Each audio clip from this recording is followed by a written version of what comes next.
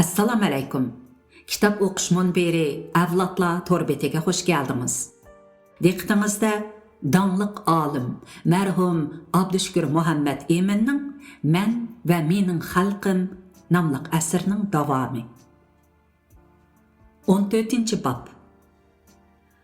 Qancha surlik bo'lsa-mu, tong oldida qarong'u, janon bilan uchrashish lazzatida shirin u. Abdur. Tong oldidagi qarong'u kechalarning biri. Shu kuni kechda Qosimovning qo'lchamoqchilari tarafidan yotoqda og'zim latada etilib, qo'lim bog'lanib, oshxona o'tida isiydigan semut monchiga solandim. Bir qarabla bilishga bo'ladiki, Qosimovning qo'lidan keladigini faqat shunchalikli edi. Ammo u ichida meni ujuqtirib etishni xiyol qiladi ekan. Tun tangdan o'tgan chaq. Derizasiz uyning to'risqa yaqin yeridagi par to'shigidan oldimga arg'amchi tushdi.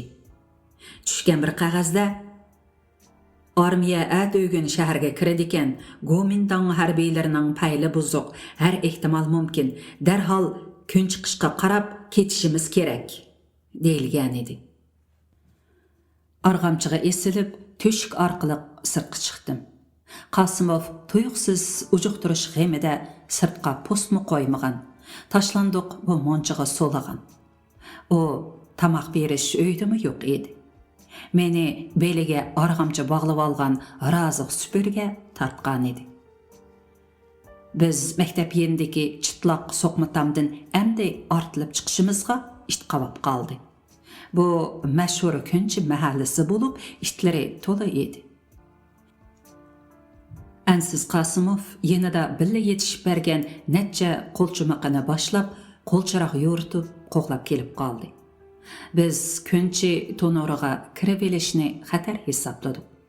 Yo'llar quruq qumushlar dövisi bilan to'lgan bo'lib, kunni qumush o'tida islishatdi. Men Ujmishiqaga chiqib, qorong'u yo'pirmoqlar orasiga kirib elish oldida yiroqqa tosh otdim. Qumushlar charaqshib, itlar qavashdi. Ikki sherikim oldi tarafdan qochgan bo'lib o'tib ketdi. Yenimdan hasrab hümidab Qosimov va uning cho'moqchilari o'tib ketdi. Uzoq o'tmay biri yenib kelib, yerga qo'lchiroq yoqdi. Do'stlarim qattiq ansirashdi. Aslida u qumushqa tegib tushib ketgan pichiqini izlagan edi. Nerdan Qosimov varqirganda u pichoqni topdimi yo'q, aytavur chepib ketdi. Bu chog'da har yoqdan kelgan itlar ularni qo'g'lab ketishdi. Ular daryo ko'vrigi tegiga qarab yugurgan edi. Biz tepishdik. Arqimizga yenib, Xo'ja Qumliqi va Hazrat orqali Bashkaram tarafga menib ketdik. Biz Zonqo'rul degan joy orqali Qo'mal teg'i tarafga qarab yo'lga chiqqan edik. Ko'na zaratgohliklarni besib, qanchalab itdan qutulib, Qo'mal tog' og'ziga keldik. Tong shamili Sahib Jamalning ro'milidek mayin subhi parizat didoridek bargan seri o'z nigohini julalantirgan edi. Shafaq shivirgan yalg'an dashtga yangi tongning ishonchligini yetkazdi. Ana, Qo'mal tog'. U garchi Qashqarning yenidila bo'lsa-mu, shu oy cho'kunlarda ikki dunyo bosug'isi bo'lib turadi. Oltin quyosh ko'tarilganda bizmi tosh yo'lga chiqib oldik. Biz Azadlık armiyaning oldingi qismlarini ko'rdik. Oldida qo'shindan xeyli yiroqlab bir ikki jip kelyotdi. Orqasida piyoda kelayotgan cheksiz qo'shin. Biz tunji qitim jipdagi mavzur asqan armiya xodimlari bilan ko'rishdik. Ondan qo'shin orasiga cho'kib ketdik. Oxiri biz Sodiq akam, otam va Muhammad Rahim akamlarni ko'rdik. Bayraklar pervazi, şuarlar sadası, nağrı sunayları şadiyanısı bu sögetlik tar yolunu bir alğan idi. Texi sanayi nəfsə zinnet darvazasını tayyorlab ülgürmegen idi. Milli armiya kelgende bundaq darvaza o'rnatildi. Xalq Azadlıq Armiyası təşviqatqa mahir, ular yoldula Kanayda Uyğurca anıltıp, umum programma Azadlıq Armiya xitabnamisi, xalqqa müracaat varaqalarini tarqıtıp mağdı. Mana, məktəb qoşunu, Ömercan Kamal, Abdülhamid Eli, Roza Hacı, Sabit Kenci, Turğun Almaz, Abdikerim Muallim savaqdaşlar aldıda. Top arasında müdirlarımı təntəni alametleri bilen edi. Savaqdaşlar bizni tonub aldı. Biz şu yerde kaldık. Armiya yürüp ketdi. Xalq topi ahırga Gomindan qoşullardan bir polik qarşı elişqa tızılğan iken. Mən top arqısında turğan Qasimovni körüp qaldım.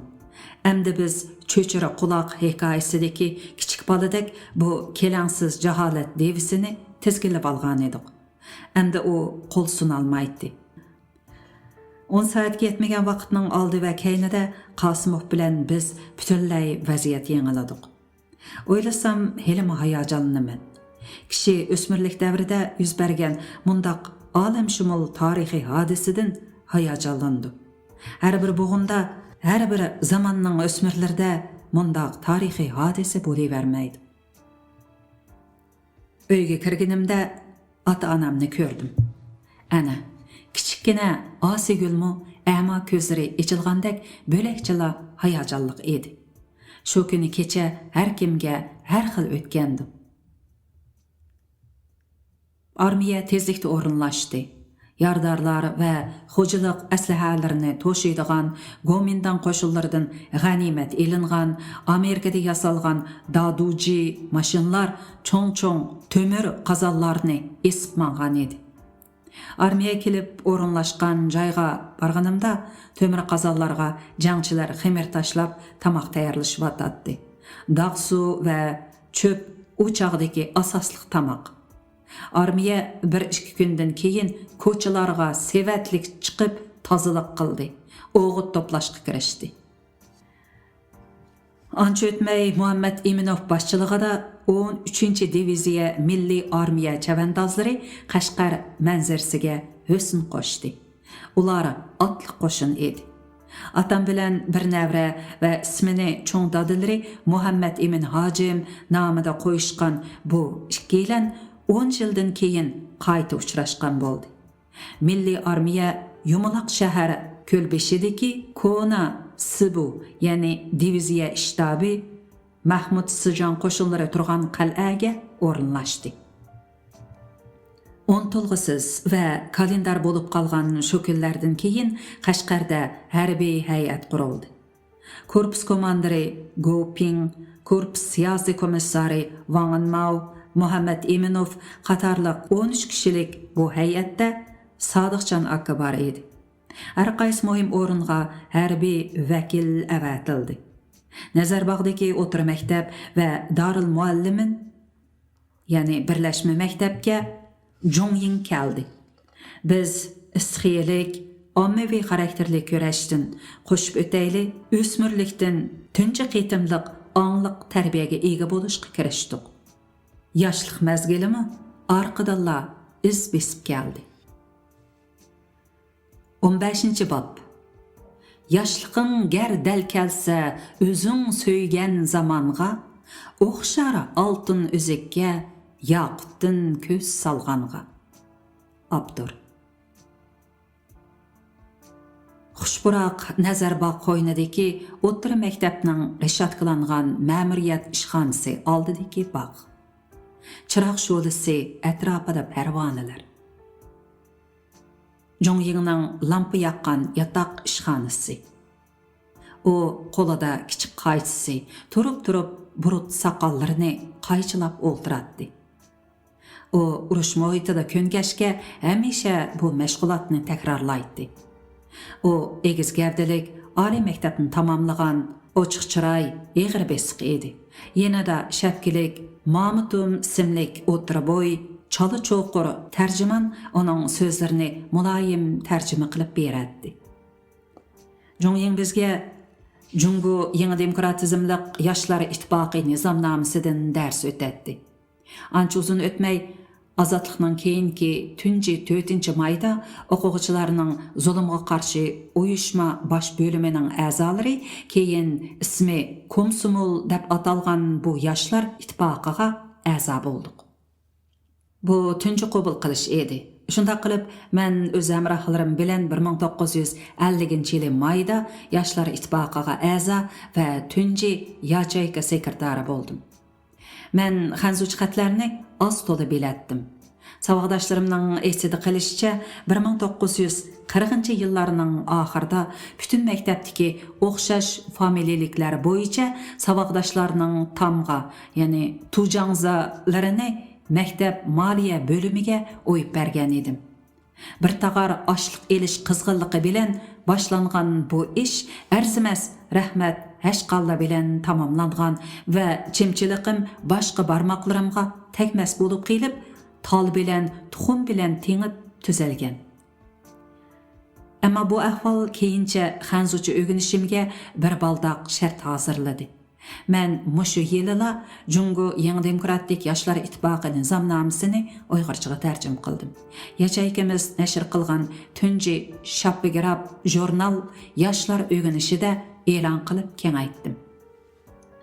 Mushu kunlarda Xinjiang yoshlarga oid ko'plagan muassasa va nashr afkori bo'lsa-mu, Jungying rahbarligida Baxtirozi, Osman Samsoq, Mahmudjon, Razıq Süpürge qatarlıq savaqdaşlar qılğan bu tunji faoliyatdan xabarsiz bo'lsa kerak.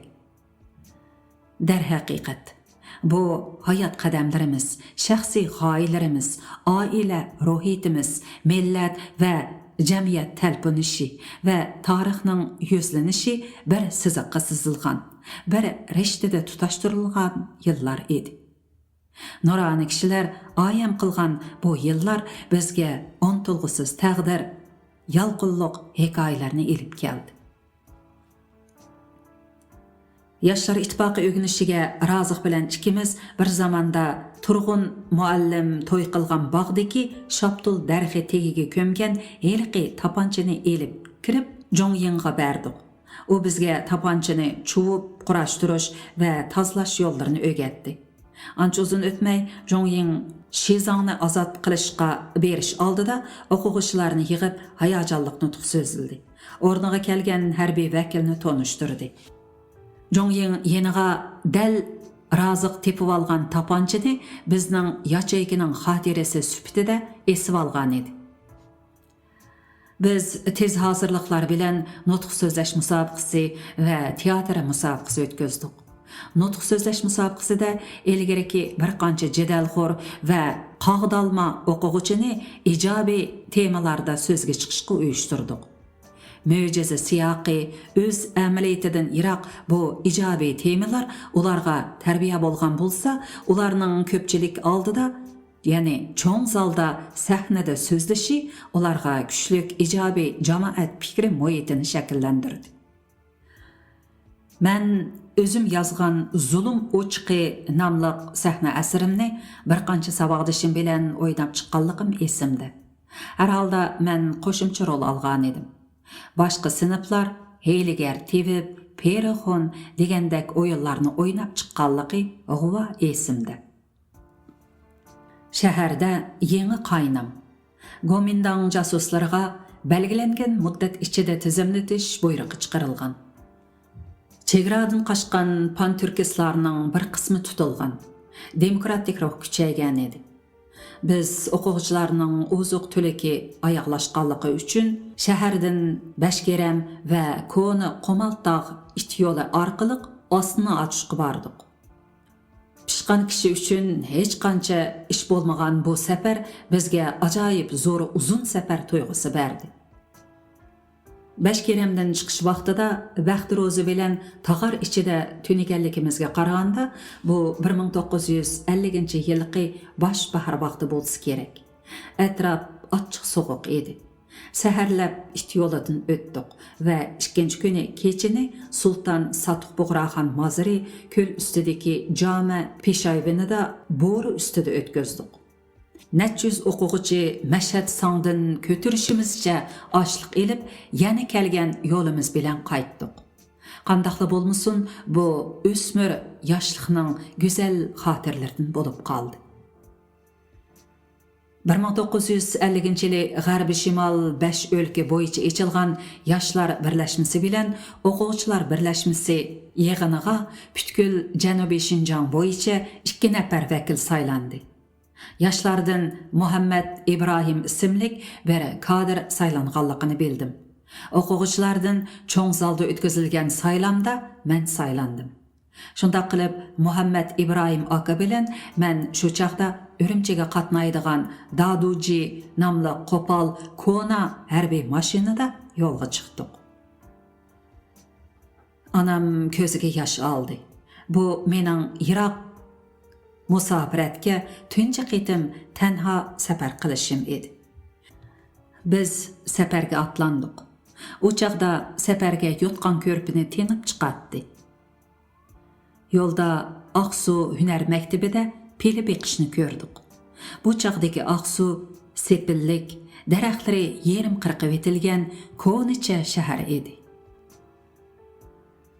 16-bob. Kun chiqishga yo'l olsang, kun chiqishmi bepoyon, bir umr kezgan bilan tugumas cheksiz jahon. Abdur. Ürümchi. Balaliq nazardagi emas, yoshlik ko'zidagi Ürümchi. Biz o'lkalik hukumatning Xoliq akam boshqarayotgan kutish boshqarmasi mehmonxonasiga tushdik. Bu yerda tamoq pulsiz edi. Mehmonxonada Ürümchi, shimoldagi 3 viloyatdan kelgan yoshlar, o'quvchilar vakillari bilan tanishdik. Butkul Janubiy Shinjongdagi 5 viloyatdan ikkimiz kelganning aksicha ular o'nlab edi. Ularning ichida Abdez Naziri, Teyipjon Eliyov, Sidiq Rozi, To'ri Bahir, Rayhon, Zonun qiz, yana Rus, Tatar, O'zbek yoshlari bor edi. Biz Qo'mol yo'lida Osman banditlarining pelemot bilan Iroqdan o'qqa tutishiga uchirdik. Bu tar taqqaptiliga kirish oldidagi keng yepiq cho'l edi. Biz bir qancha mashina bo'lsaqmi, hech qanday qo'g'dinish quroliga ega emas edik. Bizni armiyaning oldimizdan kelgan Biro Neviki qo'g'dab, banditlarga o'q etib, yandab taqqaptilidagi bexatar yo'lga selib qo'ydi.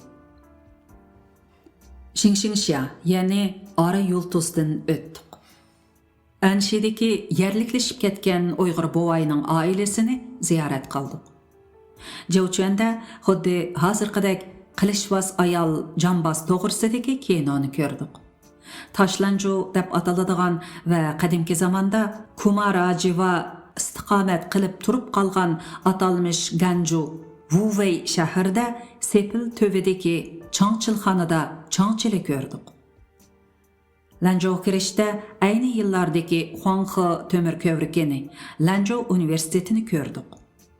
Tulum qiyiqda daryoning o'tirsidagi Aral bog'ni aylandik. Chinshhuangning vaqtidagi janglardan ozodlik urushigacha jang tumanlari ketmagan bu keng diyorni kezib, Huashan teg'i etigi, Finshui vodisi qo'yindagi Xi'anga yetib keldik. Esimda qilishicha, vokzalga yaqin joydagi Yoshlar ittifoqi faoliyat markazi yeniga o'rinlashsaq kerak.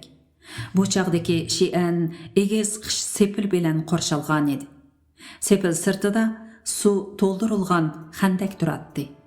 Bizni kutib olganlar ichida Ringobay, Sodir Tursha va tarjimon To'xtibaqi ortishi bor edi.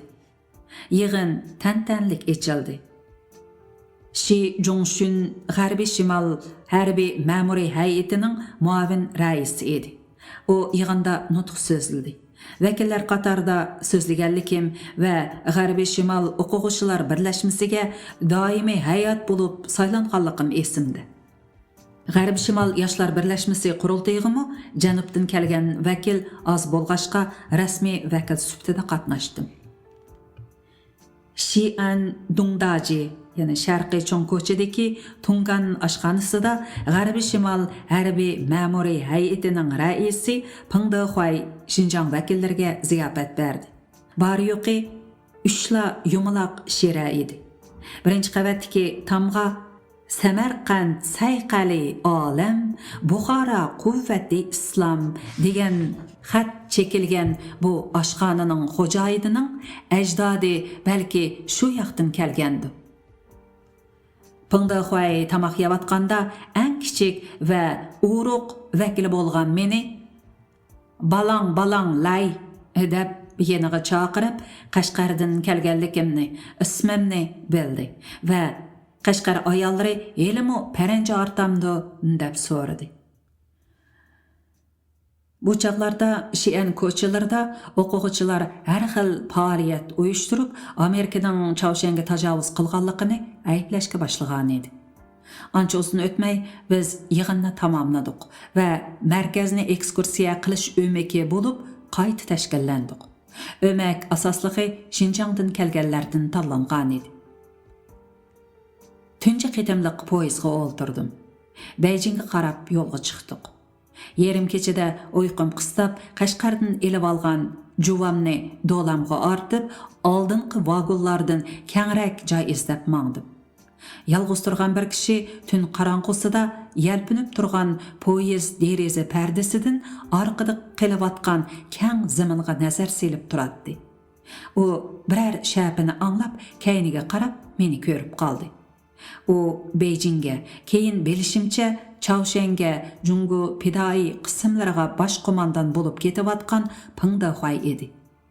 U meni to'nidi. "Uxlamadingizmi?" deb so'radi. Men qisqa javob berib, orqamga yandim. Beijingga kelgandan keyin Chenmin yenidagi bir tor ko'chadagi yog'och palampaylik bir saroyga tushdik. Ehtimal shaxsiy saroy bo'lsa kerak. Kechalari poyezd hurkiraydi. Men bu saroyni vokzalga yaqin deb o'ylaydim. Beijingda Beijing universitetini, Tsinghua universitetini va yangi qurilayotgan Jungu xalq universitetini ziyorat qildik. Meni Beijingdagi Yixiyuan bog'chisi va podshohlik muzeyi qiziqtirdi. Beijing mehmonxonasida Livi Xanning ziyofatida İbrahim Muti apandini u tarjimonlik qilayotganda ko'rgan edim. Biz tuyuqsiz uqtirish bilan mamlakatlik siyosiy maslahat kengashining Jungnanxaydagi zaliga to'plandik. Mavjushi va Juda kirib keldi. Juda nutq so'zladi. Gerçi Mavjushini ko'rgan, asarlarini o'qigan bo'lsam-mu, ovozini anglashga muyassar bo'la olmadim. Gerçi bosh ministr Zhou Enlai'ni ko'rmagan bo'lsam-mu, doim ko'rib yurgandek tuyg'uda ekanligimni sezaman. Tianjinga poyezdda bordik. Moskva restoranida juvov yeyish musobaqasi qilishganligim esimda.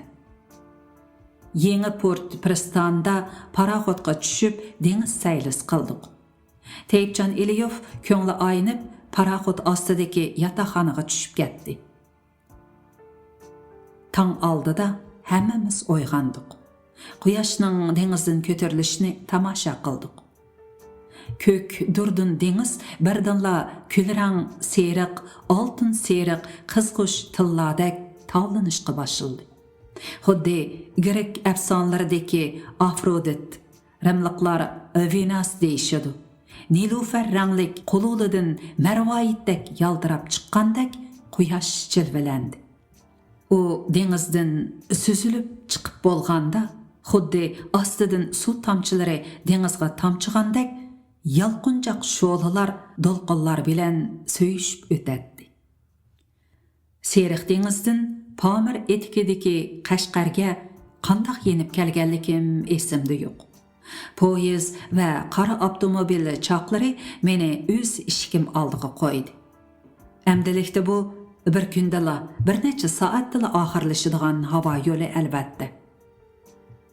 Qashqarda oldi bilan 13-diviziya, ya'ni Muhammad Emin Eminov boshchiligidagi milliy qo'shin zalida ofitserlarga so'zildim.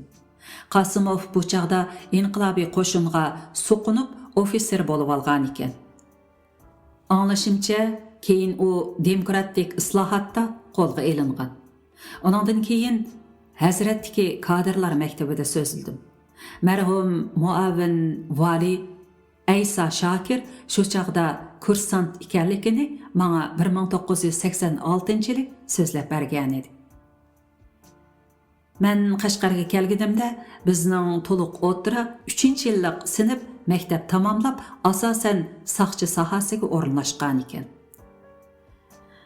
Men va yana ikki yo'ldosh Janubiy Shinjang Yoshlar Ittifoqi Komsomol tayyorlik hay'ati sifatida 3 oy birga ishladik. Shu chaqda Shinjang institutidan tunji qitim o'quvchi elishga keldi. Atam Muhammad Iminov akam va shu chaqdagi viloyatlik muarif idorasining boshlig'i Nabijon aka meni imtihonga qatnashishga tavsiya qildi. İmtihan, salomatlik tekshirish va fanlar ustida ilib berildi.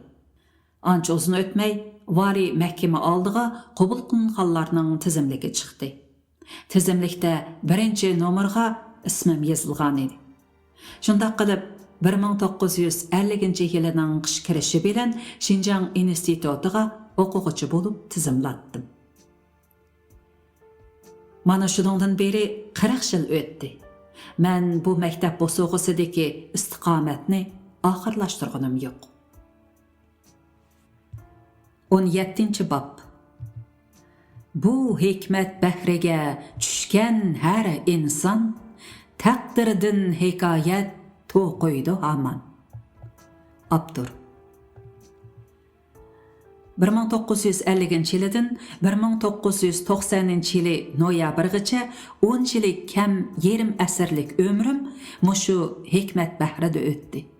Kam qolgan 10 yilmi albatta bu bilim qasrida o'tar. Bilim qasri deganda mening hikoyatlarim shohanala o'tgani yo'q. Uning yerimidan to'lisi g'ayribona o'tganligini zamondoshlarim biladi. Men Shinjang institutiga o'qishga kelganimda dastlab tayyorlik sinfida o'qidim. Ancha uzun o'tmay ili bilim yurtidan Muzaffar Azizi, Sharafiddin Ömer, keyincha boshqa saboqdoshlar kelishdi. Shuningdan keyin men bioximiya A sinfida o'qidim. Biologiyaga o'rta maktabda qiziqatdim. Yuqorida tilga olgandek, cho'ng dadam Ibrohim Hoji qiziqqan jug'rafiyadimi a'lo o'qigan edim. Naqshi muzikada to'liq nomer ola olmaydim. Yerim yil o'tib bioximiya B sinfi ochildi. Sabit Mollaxun, Amannulla, Abbas Burxonlar bu sinfga kelib o'qishdi.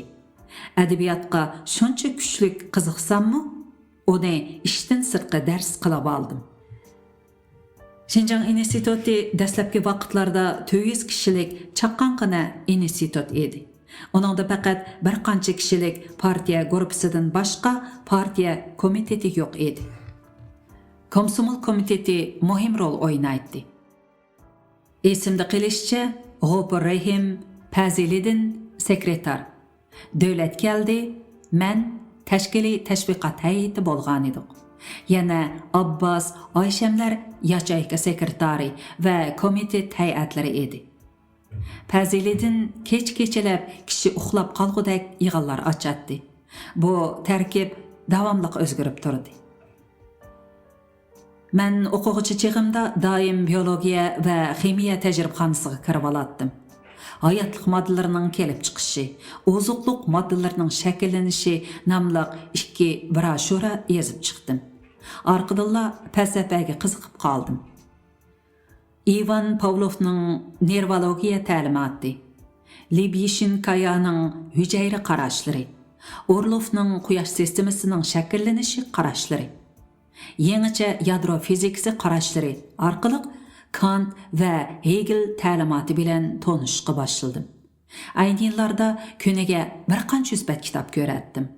Bu hol tabiat falsafasiga bo'lgan qiziqishlarimni qo'zg'adi.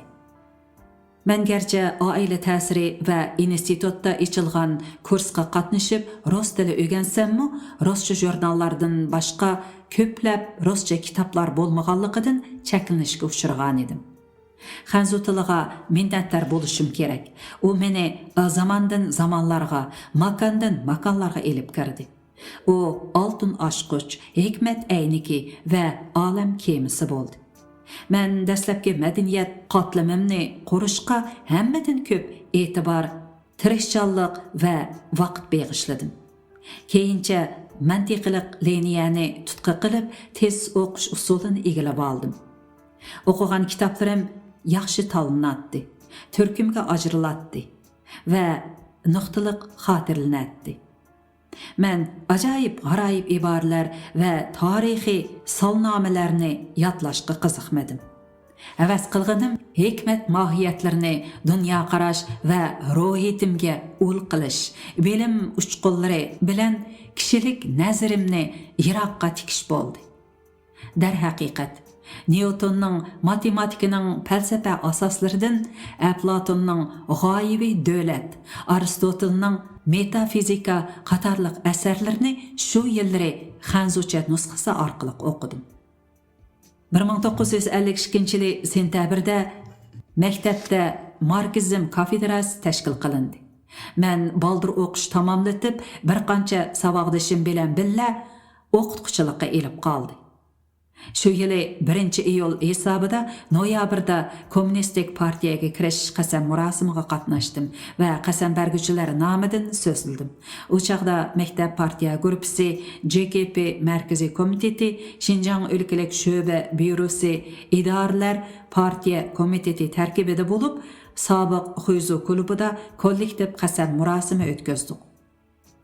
Bu chaqlarda yeshim 2-10 raqamning oxirgi halqasida edi. Xinjiang institutida fizika, matematika, biologiya, ximiya va agronomiya sinflariga Marksizm asoslari falsafa darslari o'tatdim. Professor Jufizi qatorliq 3 ustozning o'simlik fiziologiyasi, o'simlik patologiyasi, entomologiya, ya'ni hasharatchilik qatorliq darslariga tarjimonlik qildim. Haftalik dars 24 soatga yetkashga charchab 3 oy Qashqarda dam oldim. Biz otish bilan Sovetlar ittifoqi chegarasidagi To'yun yayliqida dam oldik. Biz bilan billa borganlar ichida Qashqar Darul Muallimin va o'tir maktabning mashhur o'qituvchilaridan Rahmatulloh doktor Hamid Sabir aka, Nurnisa xonim, yana boshqalar bor edi. Güzel To'yun yayliqi, iqin suv va yolg'iz tog' do'mbili yoqsiga atamning qirg'iz do'sti Muhammad Isa aka 2 bo'z uy tikkizgan ekan. Bizga tayyorlagan bo'z uyga gilamlar selingan, mash qo'yilgan va sirtqa bir necha at bog'langan edi. Dam olish to'liq ko'ngillik bo'ldi. Kuniga 7-8 atliq bo'lib, qir eshib mehmon bo'latdik va hamma yerda qo'y so'yiladi. Esimda qilishicha, atam kichigidan qirg'izlar bilan yaqin o'tganligini, Qoraqo'ldagi kechirmishlarini so'zlab beradi. Qashqardagi chig'imizda meni pat-pat Yarbog'dagi mol bozori yanidagi qirg'iz bo'zichilaridan bo'za keltirishga buyurdi. O'ylimizga pat-pat atamning qirg'iz do'stlari kelib tushadi va uyda yetib qopib bozorliq ishlarni bajaradi. Bu rishta mening bu qitimliq izzatlik mehmon bo'lishimga asos solgan edi. Yenimizdagi bo'z uyda ismi esimda qolmagan bir kishining 18 yoshga kirgan to'qal ayoli Oltun ismli qirg'iz cho'kan turadi. Bu uy bizning turmush lavozimatlarimiz uchun hozirlangan edi. Oltun sho'x, ochiq va kelishgan cho'kan edi. U hamisha mening yedimga kirib oladi. Hamrohlarim bilan chaqchaqlashadi. Ko'nglimni ustimdan zo'rlab soldirib olib, yuyib beradi. Onun bir qitim yana bir yayloqqa ketayotganimda orqamdan otliq kelib, oldimni to'sqanlik esimdi. Men uning taklifiga itoat qilib, etiga mingashmagan edim. Oldimdan sozliq aralash iqinlar chiqib qoldi. U orqamdan ushqanda kelib, meni otga minishga majbur qildi. Nemishqidir arqamda o'ltirganiga qaramay, erki etini o'z ixtiyoriga bo'ysundirib, kang dalaga chaptirdi. Men to'y ma'rakasiga kechikib chiqqan edim. Texmi kechikdim. Oltunning beshidagi oq yepak bo'rtma shal dala shamilida erkin uchishga boshladi. Oxiri u meni toyga yaqin do'ngning yeniga tushirib qo'yib, g'azdek to'plashib olgan qizlar turkumiga shunqib kirib ketdi. Men keyingi yillarda Oltin qiz nomli hikoyani uning obraziga beg'ishlab yozib chiqqan edim. Men maktabga qaytib kelib, bir mezgildan keyin Xi'andagi G'arbiy Shimol universiteti markazim aspiranturiyasiga o'qishga ketdim. Men bilan billa Boytursun billa edi. Men falsafa fanlari bo'yicha mashhur olim Hu Wailu mudirligidagi maktabda ta'lim oldim. Professor Zhang Xuan yetakchi muallim edi. Tirishib o'qidim. Aspiranturiyaga kelgan o'quvchilarning bir qismi har qaysi oliy maktabning lektorlari edi. Ular bilan imtihonda men hammadan yuqori natijaga erishib o'qish tamomladim. Keyin ma'lum bo'lishicha, ayolim Ra'namo G'arbiy Shimol san'at institutida o'qiyotgan ekan. Men suratga tushgan bir qancha suratxonada o'xshash ko'rinish ostida uningmi suratga tushganligini bildim. Ammo men uni Xi'anda uchratgan emasman. Bu shahardagi Toshyo'l institutida, Osiyo bo'yicha birdan-bir Toshyo'l oliy o'qish yurtida o'g'lim Akbar 4 yil o'qidi. Bu hol mening bu qadimki shaharga bo'lgan alohida hurmatimni oshirdi. Men qaytib Xinjiang institutiga kelib, ancha uzun o'tmay o'lka avtonom rayoniga o'zgardi. Xinjiang Uyg'ur avtonom rayoni qurilganligini e'lon qilish oldidagi yig'inga maktab partkom sekretari Sadir Tursha bilan qatnashdim. Her taraflama faoliyatçılık neticesinde matbaada chiqariladigan Xinjiang instituti nomli ilmiy jurnal chiqarildi. Men ikki tilda ayrim chiqariladigan bu tunji ilmiy jurnalga qo'shimcha mas'ul muharrirlik qildim. Xinjiang gazeti idorasining mas'uli To'xti Qurban bilan bevosita so'zlashish orqali arzon bahoda bu jurnallarni gazet matbaasida besib berishga ma'qul bo'ldi. Bu jurnal stil tüzüş başlanış oldida to'xtagancha 1970-yillarning oxiri Xinjiang Universiteti ilmiy jurnali nomida davomlashdi. Mening tip masalasi to'g'risidagi qarashlarimiz nomli maqolam Sovet Kompartiyasining organ gazeti Pravda, ya'ni Haqiqat gazetining tip umumiy masala, ko'p uchraydigan masala, siyosiy masala degan mazmundagi maqolasiga e'tizor shaklda yozilgan. Men helimu bu maqolamdagi qarashni qo'llayman. Maqola to'limu zo'r nopozliq obyektga alohida e'tibor berish bilan siliq yozilgan edi. Keyingi sol fikr iqimi vaqtida ba'zilar buni Sovetga qarshi badgarda qilib elishdi. Yana bir maqolam Xanzuchimi besilgan bo'lib, nomi Uyg'ur xalqining 11-asrdagi ikki buyuk olimining xotirasi edi. Buni hozir do'stlarimiz Turk tillar divani Qutatg'u bilik ustidagi 1950-yillarga oid birdan-bir maqola deyishmoqda. Shu tarafini demasa, keyingi tadqiqotlarga yetmasligi aniq edi. Bu maqola sol fikr iqimi vaqtida millatchilik badkardisi qilindi. Bu yillarda men o'qituvchilarga markazim falsafasiga oid leksiyalar o'qidim. Falsafa kurjuklari tashkillandi. Onunğa maktab mudiri İsmail Hevizullayev, sekretar Sadir Turshalar qatnashgan. Ammo bumu keyingi sol fikri iqimi vaqtida revizionizm, ya'ni kurjuk bloki guruhi deb qaralandi. U qandaqdir partiyaning bixi deb qaralgan edi. Şunumu qo'shib ketay. Do'stim Muzaffar Azizining rag'batlantirishi, Abnum rayonlik partkom tashviqot bo'limining egitarchiligida panga yurish chaqiriqi va planiga ovoz qo'shib, maktabning zo'r kuch bilan qo'llashiga tayinib, Xinjiangda 1944-1949 yilqi Xalq ozodlik harakati nomli kitob originalini yozib chiqdik. Bu işqa kirishish mening 3 viloyat milliy inqilobiy xodimlari bilan keng ko'lamda uchrashishim, G'uljiga safirim, aprel o'zgarishidan buyanqi gez jurnallar, foto suratlar, Ahmadjon Qosimi va Abdukerim Abbosovdan qolgan bir qancha yashik kitob va xatchaklar bilan tanishishimga imkoniyat yaratib berdi.